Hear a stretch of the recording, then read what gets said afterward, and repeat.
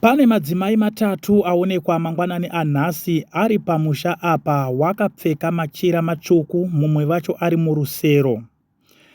Asi vanotaura vanoti madzimai aya anodaro achibuda usiku, vamwe vakadudzira izwi rekuti varoyi.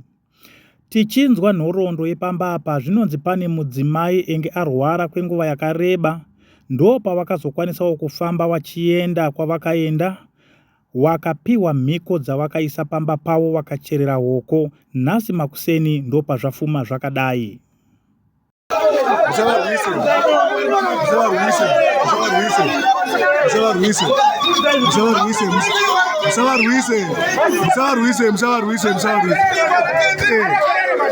Amai ava vakarwara kwenguva yakareba uye vakarwara zvakanyanyisisa. Zvashamisa kana kuti zvakatyamadza veruzhinji ndezvekuti madzimai matatu afuma ari pamba paamai ava mangwanani anhasi zvinonzi ndevana tete vepamba apa. Tinzwe zvizere kumwana vacho.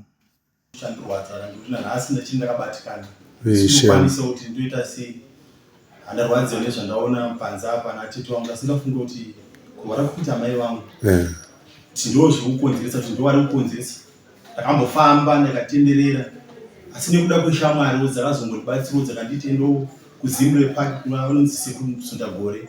Ndakaenda ikoko ndakanobatsirwa, ndakapiwa hoko, ndakaroera pageti ndikatenderedza musha wangu. Saka vakangonditi uchaona zvichaitika, handikwanisi kukudza kuti muroyi wako ndiani, asi ndiri kufara zvikuru kuti varoyi vangu ndavandavaziva.